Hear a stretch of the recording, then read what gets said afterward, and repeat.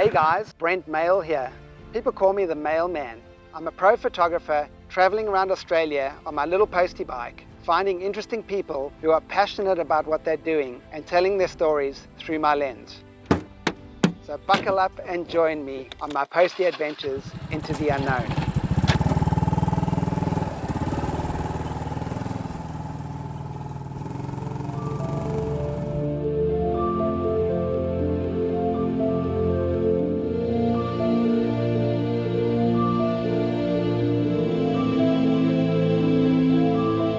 On the previous episode of Mailman's Postie Adventures, I test out some new audio gear, deal with a flat tire on my Postie bike, meet Frank on his boat Imagine, and battle all sorts of audio problems during the interview.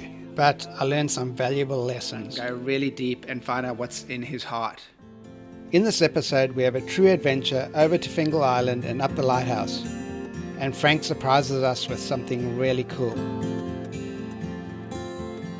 Hey guys, Brent here. I'm at Fingal Bay about to meet Frank and Shatke, his partner, and then we're going to go across to Fingal Island and up the Lighthouse. And I'm really excited because Frank's got the keys for the lighthouse and I've never been up Fingal Lighthouse before. Unfortunately, my Postie bike is still non-operational. The back tire is still flat. I haven't managed to pump it up. I'll have to figure that out later after today. Let me introduce someone very important to me. Hey, Stacey here, Brent's wife. We're fueling up with lunch at the Long Bay Cafe before heading over to Fingal Island. It's a stinking hot day and the wind's picking up. We're on Fingal Island, across the spit back there, walking up to the lighthouse, and the sand is super hot. We walk through all sorts of terrain and come up to the old power cable. So they wound up cutting the power off to the lighthouse, and it ran on its own generators for about 6 months, and then they cut it off altogether. And then there were 7 shipwrecks in a year as a result of the light going off. And the community raised $25,000, and the government put in another 25, and they put a small solar light back up in the tower, paid for mainly by this community. And that's still working? Still working today. We arrive at the ruins of the Lighthouse Cottage, and Frank shows us his room where he used to stay when he was the caretaker. Let's head over to the lighthouse and check it out. Some of the stone is 6 feet thick. But this is one of the oldest lights in Australia, certainly continuously operating. It's all been worth it because the view from the top is amazing. However, the wind is incredible up here. Frank tells an amazing story about a shipwreck and how he helped the crew, but the audio is unusable because of the wind.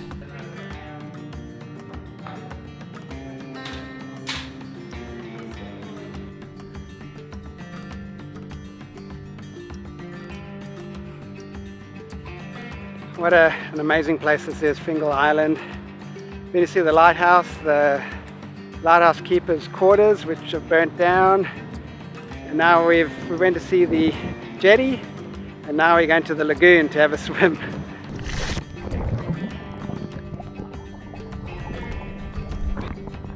How nice is this? Look what Frank brought over for us, an ice cold beer. What are you eating there, Frank? Sarsaparilla. Okay, this one. Have a go at that. Okay. Yeah, a little sweet dish. Cleared circle with native violets on the floor, surrounded by a ring of very large old paper bugs. It's round the corner here, but it's overgrown now, but had a very high energy. And I used to go and sit in it and meditate in it, and it felt amazing inside it. For me. But a friend of mine who was a local Warramai, a lady, an elder, Carol Ridgway, I brought her out here and I said, just go and sit in there and tell me what you feel about that spot. And which she did, and she felt quite sick and actually dropped to her knees and crawled out of the place. She said, oh, I'm not supposed to be there at all. That's a male site or a burial site. But I felt wonderful in it, but she did. Whereas when she came down to that lagoon with us, she said, "Oh, feels like a residential site," which indeed it was. So that was probably the biggest midden on, certainly on this island and possibly on the peninsula. We head back over the island, across the spit and back home. What an incredible day it's been. My day is not over though. I've still got a major problem to sort out, my Postie bike tyre. So I do some research, remove the tyre from the bike and take it to a specialist. And there's where it ripped out, the valve ripped out the inner tube, and that's why I've been pumping away and it won't get hard. So that's the reason. So I made a mistake letting my tyre down too much to 4 psi. I think the lowest I need to do is 10. Then the actual outer tyre won't spin in the sand, and that's what happened. Spun and ripped out the valve. $50 later, I've got my new tyre, new tube, and I'm ready to go again. Back on the road. Reattach the fixed tyre to my Postie bike and I'm ready to go.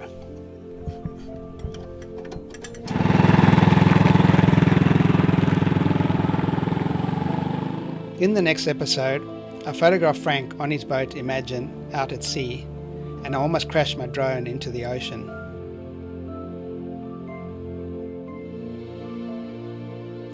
So you guys asked for it, lessons learned. Thank you for all the comments on my last video. So here are the lessons learned from this trip, from this adventure.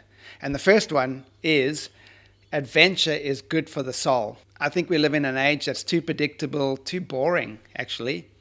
And I think we need to go out and have an adventure, explore something new, go somewhere you've never been before, have someone show you around. It's really good for the soul and you feel more alive after doing it. The second thing I learned from this adventure is that lighthouses are still super important for ships and for boats and for yachts, even in this modern age with GPS and communication everywhere. Look at what happened when the light was out for a year. 7 shipwrecks. Can you believe it? And the third thing I learned from this trip is there's nothing more refreshing than an ice cold beer on a remote island on a super hot day. Thank you, Frank. You really surprised us with that. I don't know how you carried all those beers across and kept them cold for that long. And here's to you watching my video. Cheers. And here's to some more adventure. That's beautiful. This is Brent, the Mailman. Catch you in the next Postie adventure. Cheers.